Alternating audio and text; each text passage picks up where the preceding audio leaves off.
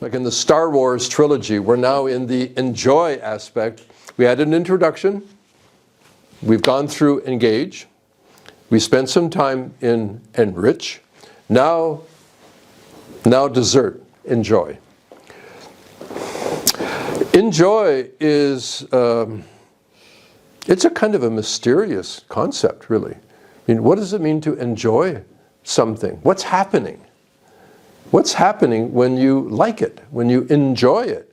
You know, this weekend, what did you do? You went into town. Kamala, what are you doing? Are you enjoying this or not? Okay. So,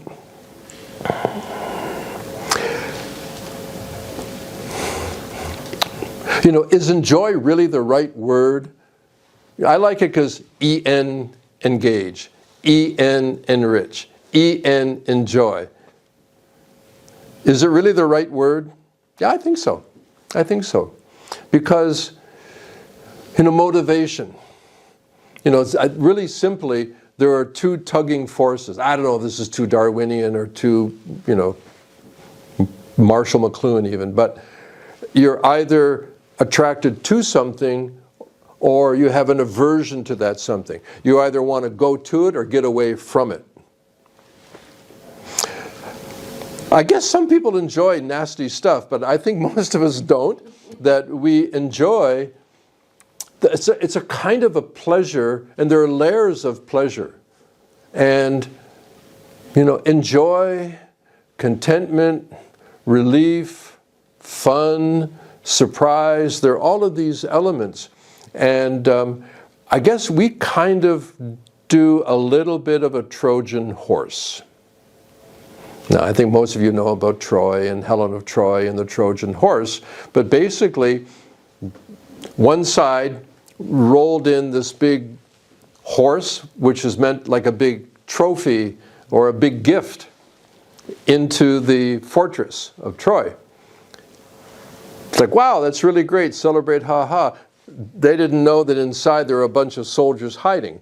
That came out later. So it's kind of a mixed analogy because they're bad. But anyway, in this case, two words, hedonia, like hedonistic, and eudomia, right? The eudomia is the pleasure that is good. So there's, you know, the hedonic and the eudynamic. See, now you're infecting me. Yeah. So what is that? That earlier I said that we use the NeuroVIZR experience to trick you into the present moment. We bring into surprising real-time experience, bottom up. Most people find hedonic pleasure, this is really yummy, I love it, it's like tripping, or it's like deep meditation. There are lots of ways of trying to characterize what it's like, but it's attractive, especially as you learn to relax into it. It's like, wow, this is something different. You go from ordinary to extraordinary, whole other topic. But there is this thing called hyperplastic. We talked about neuroplastic, hyperplastic. When and this seems maybe odd, but the real potency of a NeuroVIZR session begins when the light and sound end. I'll repeat that. The real depth and potency, especially if you go into high energy brain reset. The brain break, it's not that important. You get some juice right away, like wow, boom, take it off, go. That's good. But if you get into the deeper aspects of change, if you really want your brain to begin to change so that you can change when change is required, that period right after is really critical. The analogy that I typically use, as you probably know, is like eating a meal. Enjoy the food, enjoy the taste, the textures, the temperature, the whole thing. When you finish eating the food, you start digesting the food. And that digestion leads to absorption, and then absorption to assimilation. The reason you eat is so the stuff gets into your cells. But it doesn't seem like that. So when you have a VIZR session, you can enjoy it at that hedonic level, that pleasure level, but the eudynamic is when it ends, like they say, don't eat and run. If it's an 11-minute session, give yourself 15, 20 minutes overall. Because when it ends, you're in a heightened state of sensitivity, a hyperplastic state. What do? It's pretty simple. Feel what you feel and follow that feeling. That's the integration. That's where the imprinting is now being recognized. That's where attention, if you think it's difficult to meditate, my God, at the end of a NeuroVIZR session, you're going to feel subtle streams of energy and sensations and emotions and kind of even some kind of thoughts, and they've been hiding from you.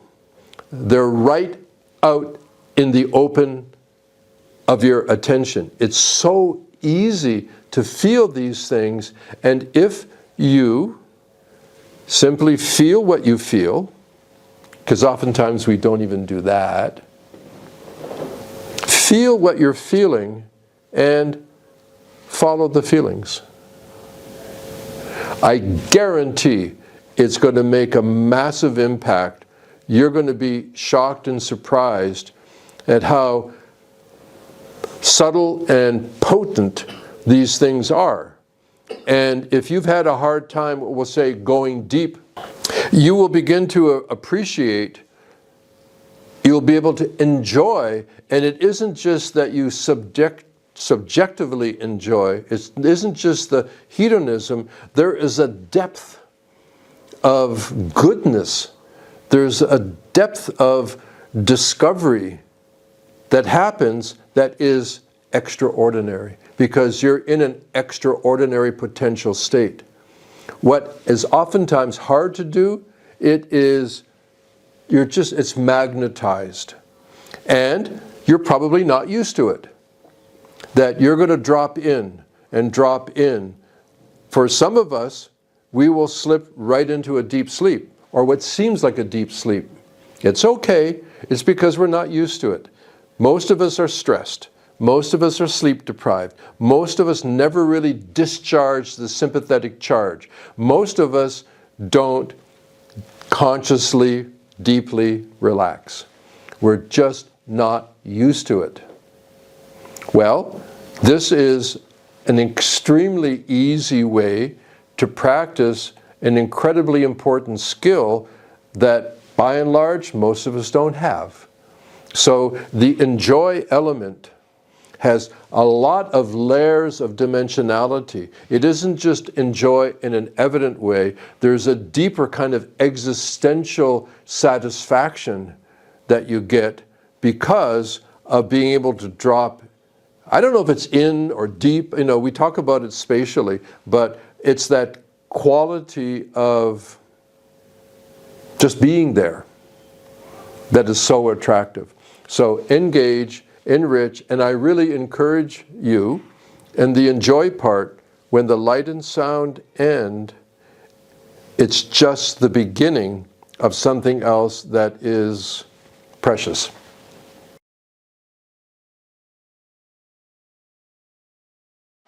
Okay, so let's call this the summary, the wrap-up, maybe the conclusion. We've had some attention for engage,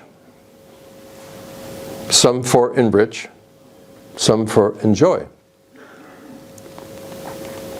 We've talked about brain signal variability. I'm really excited about high energy brain reset, but I'm also thankful for the brain break, There are lots of times, I'm sitting doing what I'm doing in my office like you are, and because I'm boring, I don't drink alcohol, I don't smoke cigarettes, I don't smoke weed. It's like, I want something.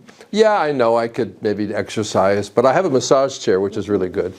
But I want a brain break. I want a break. I just want some relief. I want to stretch my back. I want to open my brain, my mind. And the NeuroVIZR is like delightful. It's a little bit of a problem for me because I make the stuff, right? So it's a little bit difficult when you make it to just accept and enjoy it. The analytical mind, the thing is always there. But okay, when that drops away, I'm impressed. I'm impressed by it. Not because, I'm inventing it or something, but I'm impressed by that it works, which is like really a delightful surprise at some level. So in this short course, our goal has been just to get introduced to some basic concepts: engage, enrich, enjoy, brain signal variability, top down, bottom up. So we have something to begin to work with, and we have some shared terminology. Do you know the difference, I hope, between brain entrainment, which is a conventional older technique, and brain engagement, which is a new dynamic technique, that we're not trying to coax the brain into a stabilized, ordered state. We're wanting to enable the brain. Oh, that's another EN. Engage, enrich, enjoy, enable. There you go. We want to enable the, I know.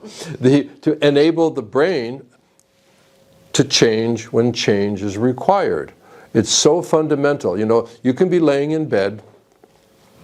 I got addicted here in Thailand to the body pillows. I never used them before, but I like to lay on my side. I usually start on my right side and I get the pillow and everything is great for a while. Then it's not comfortable anymore. I want to go to my left side. That's weird, because the right side was so good, but now it's not okay. I need to change. And when I do that, I need to do this thing called rolling over. I get the idea, but the fact is that rolling over is easy to understand, but kind of unpredictable. That I'm rolling over and then, my foot gets stuck in the pillow or the blanket, and then that's that high energy state. That's that variability increases. When I'm laying there, there's very low variability, a lot of constant order. But I have to go into a more variable, complex process called rolling over. That's the toothpicks and the honey thing. And then I find myself on my left side. I've made a change when change is required, but I had to go through a rather unpredictable, more complex process to make that change. That's what our brain needs to do. It needs to be able, according to demand, change when change is required. So I hope now we have at least some foundational concepts, some language that we can use in our vocabulary, and this sets the stage for some, it's not necessarily deeper learning, it's just more technical learning, the science aspect of it, that we will go to some depth, but not like miserable depth of detail. But what we want is for all of us to be learning together and better understanding how to use the NeuroVIZR in a positive way. Thank you very much.